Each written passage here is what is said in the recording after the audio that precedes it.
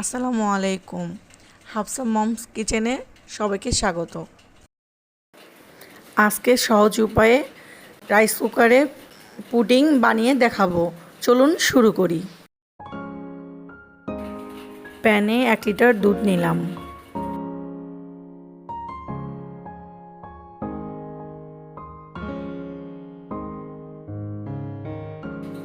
চুলা অন করে দিব।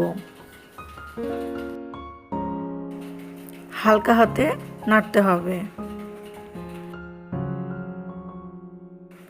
হালকা গরম হওয়া পর্যন্ত অপেক্ষা করব। গরম হয়ে গেছে। 1/4 কাপ পাউডার দুধ অ্যাড করলাম। এরপর 1/3 কাপ চিনি দিয়ে দিলাম।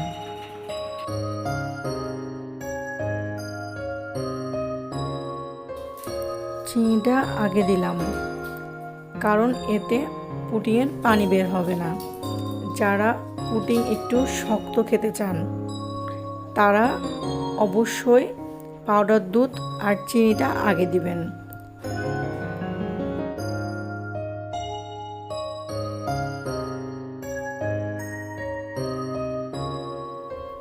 এক লিটার দুধ হাফ করে নিতে হবে। দুধ অর্ধেক হওয়া পর্যন্ত অপেক্ষা করব।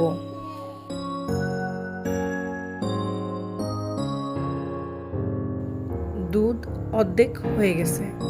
চুলা বন্ধ করে দিলাম। চুলা থেকে দুধ নামিয়ে অনবরত নাড়তে হবে, সর ফেলা যাবে না। এবার আমরা ক্যারামেল তৈরি করব। মিডিয়াম আঁচে এটা করবেন, তাছাড়া প্যান পুড়ে যাবে। আস্তে আস্তে চিনি অ্যাড করবেন।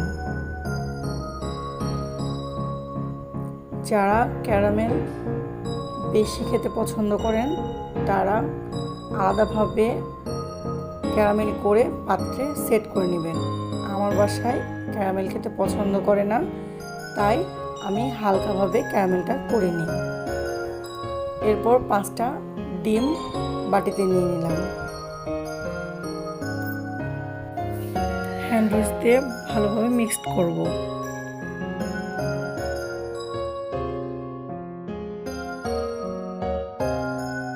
এক চিমটি সাদা ফলের গুঁড়া দিয়ে দিলাম।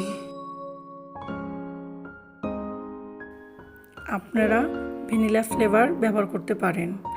যারা সাদা ফলের গুঁড়া গন্ধ পছন্দ করেন না তারা ভ্যানিলা দিবেন।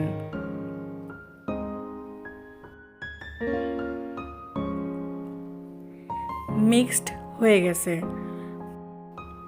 পুডিংয়ের ডিম বেশি ফাটাতে হয় না, হালকা ফাটালেই হবে। এবার আমরা দুধটা ঢেলে দিব।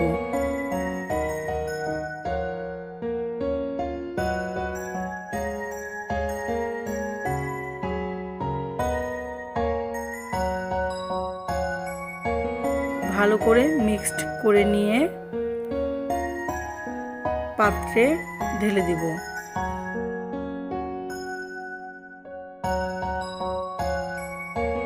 এবার রাইস কুকারে পানি নিয়ে নিব, তাতে স্ট্যান্ড দিয়ে নিব,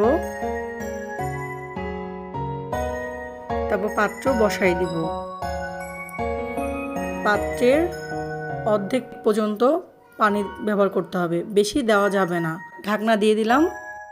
টাইট ঢাকনাওয়ালা পাত্র ব্যবহার করবেন, তাছাড়া পানি ঢুকে যাবে। এবার সুইচ অন করলাম, রাইস কুকার বাটি ঢাকনা দিয়ে দিলাম। এবার আমরা 40 মিনিট অপেক্ষা করব। 40 মিনিট পরে আবার আসছি।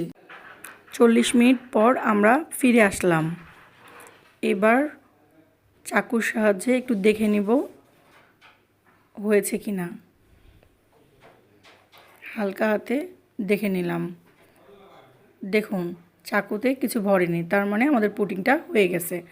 আপনাদের যদি না হয় তাহলে আরও 5 মিনিট আপনারা চুলাটা অন করে দিবেন, তাহলে হয়ে যাবে। এরপর আমরা ঠান্ডা করে নিব। ঠান্ডা হয়ে গেছে। পাত্র থেকে চাকু দিয়ে আস্তে আস্তে সাইড কেটে নিতে হবে।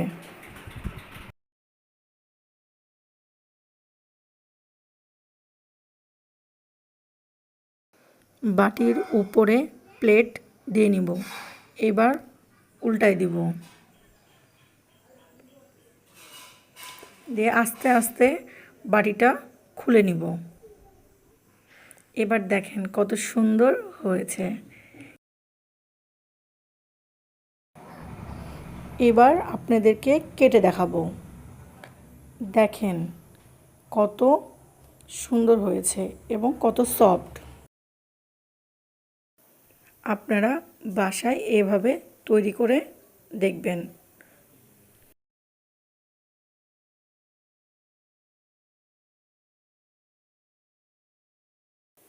যদি আপনাদের ভালো লেগে থাকে তাহলে অবশ্যই আমার চ্যানেলকে সাবস্ক্রাইব করবেন। Thank you.